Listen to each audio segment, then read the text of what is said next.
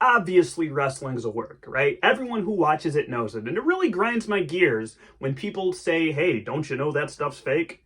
Yeah, did you think Game of Thrones actually happened? Do you think that was a historically accurate drama? Like, what?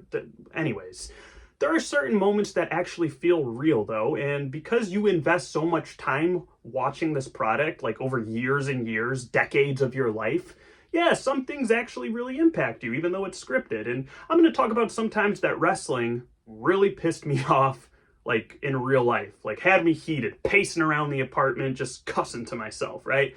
So the first one that stands out to me, this is a good one. It was Survivor Series, right? Bill Goldberg versus Brock Lesnar. And Lesnar was a monster heel. Goldberg hadn't had a match in forever, right? You guys know what I'm talking about here. The squash match, right? Spear, jackhammer, 1, 2, 3. What was that match? It was over in under 20 seconds. I was so angry, right? Because the Undertaker streak meant a lot to me, as it did a lot of you guys. And I think in hindsight, having Brock Lesnar end it's debatable whether that was the right or wrong decision. I'm okay with it now. I'm at peace with it because it really elevated Brock Lesnar to a whole nother stratosphere, right? But we were in the midst of kind of coming off of that still and building Brock Lesnar as this big, just monster, unbeatable champion. And to have him lose in that fashion to Goldberg, it offended me. And I hate saying I was offended. I'm like not offended by anything, but that as a wrestling fan, that really offended me. Like I felt like my intelligence was insulted as a wrestling fan. Like the suspension of disbelief was insulted, I guess. Like we're all in on the joke, I guess, when it comes to pro wrestling, right?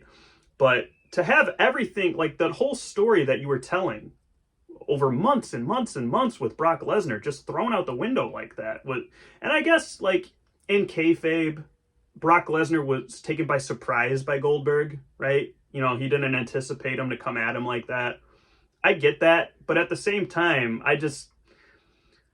I felt betrayed by WWE because I feel like, okay, what the hell was Brock Lesnar squashing John Cena at SummerSlam for? What was Brock Lesnar beating the streak at WrestleMania 30 for? If we're just gonna give the title to Bill Goldberg to, you know, pop the crowd or whatever. And I remember being so mad after that. And my girlfriend at the time was just trying to calm me down. And I'm so immature, right? I was like, that's it. I'm canceling my network subscription. I'm never watching this. I swear to God, I said this. I'm never watching again. I'm canceling my subscription. And I didn't do any of those things. I watched the next night, you know, Raw, kept my subscription, obviously. But I was really mad. And that was probably, if I have to think, maybe that was the most recent time that I genuinely got mad at something that happened on WWE TV. But before then, I have other instances. There was the SummerSlam where CM Punk was the real WWE champion. I guess John Cena was the interim champion. Right after Money in the Bank, Chicago, where CM Punk blew a kiss and hopped over the barricade and left, right? They were going to do a champion versus champion match, CM Punk versus John Cena. And I was so excited as a CM Punk huge mega mark that I was at the time. Still am, but at the time especially so. I was so excited for him to finally, not that Money in the Bank wasn't like a passing of the torch or crowning moment, I guess is more accurate for CM Punk, because it was. He did beat John Cena, but because of the finish of that match, having John Laurinaitis and Vince McMahon come down to ringside and, you know, John Cena was distracted. You know, he told him to go away. He got back in the ring, got hit with a GTS. It wasn't the cleanest of finishes. I wanted this to be like a full stamp. I wanted Cena to cleanly put CM Punk over in the middle of the ring. That's what kind of fan I was. I just wanted that definitive win for CM Punk at SummerSlam. And we didn't get it. Alberto Del Rio ends up cashing in and leaving as the WWE champion. That was the night that Kevin Nash made his return, and it was very brief. But Kevin Nash with the dyed black hair, jackknife powerbomb. He went into a little mini feud with CM Punk, and then Del Rio got a nice little heel run as the champion. But I remember being very mad at that. Very disappointed, because that was during a time where you had to pay actual money to watch a pay-per-view, like $60 at the time. There was no network yet. I felt a little robbed at that. But that's okay. You know, you can't always have a fairy tale ending in wrestling, right? because the story never ends. And that's something that you have to remind yourself. Like, people who were very upset at WrestleMania 39 of, Cody Rhodes not finishing his story, the story wasn't over. Just, fast forward a year. That's the wrestling world that we've always lived in, right? There is no off season.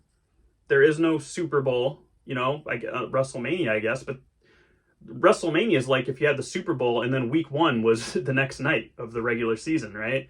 So yeah, that was definitely another time that I was very, very upset at the results of something that happened on WWE TV. I'll give you guys one more example of a time that I was really angry, and this is one when I was a kid. So this probably is gonna hit a lot of you in the heartstrings as well. But WrestleMania 22. It was Triple H and John Cena. And Triple H was definitely a heel, but if you watch that WrestleMania back, you would never be able to tell that Triple H was the heel by the reaction of that Chicago crowd, right? And Triple H, as a kid, was my guy. For whatever reason, I can't explain it, but I loved Triple H. And I loved him as a heel. And I would go to school and I would tout all his accolades to the other kids. They would tell me Triple H is trash, and I'd really dig my heels in the dirt and be like, he's trash? No, the guy's a former European champion, Intercontinental champion, King of the Ring, Royal Rumble winner, 10-time champion. Like, I threw stats at him as a kid. I treated it like it was real sports, because it was still real to me, damn it, even back then. And John Cena, crowd was starting to turn on Cena a little bit at that point because he was in the midst of a Super Cena run. He never lost, like, ever, especially not cleanly. And so in my eyes, Triple H was a huge underdog. And, part of me knew that he wasn't going to win at WrestleMania 22, but there was still that hope, right?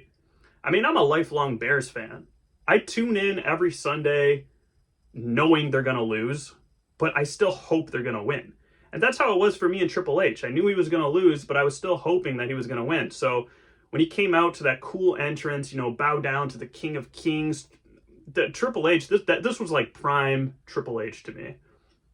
Evolution is finished. He's coming off of that. He had turned on Ric Flair. He was doing his own thing.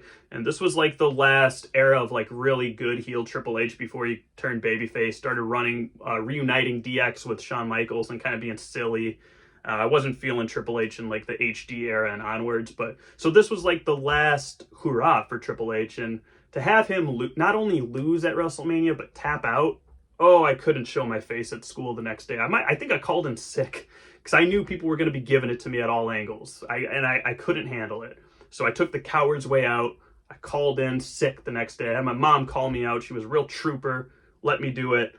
But that was probably one of the most hurt I had ever felt being a wrestling fan over the years. And I know it's silly, but yeah, I love those moments. I love getting so invested in a character, and that's something that as an adult, you're always chasing that high, right? Of how you felt as a kid, getting so invested in superstars, getting so invested in stories. That's something that it's so rare now, and it's why I still watch wrestling, and I keep looking for those moments, and they're fewer and far between nowadays, but when they still do get you. Like WrestleMania 40, that really got me in the heartstrings. I'll never forget that moment. WrestleMania 30, when Daniel Bryan, won the unified undisputed world heavyweight championship, that really got me. Like I love those moments watching wrestling, and it's why I keep coming back for more. So you guys tell me, what are some moments that really ticked you off as a kid, as an adult? Are there any recent ones? What are some of your most cherished memories of just being let down, being angry? Did you ever threaten to cancel your WWE Network subscription like I did? Let me know in the comments. Do all the YouTube stuff for me, please, and I will catch you guys next time. Take care.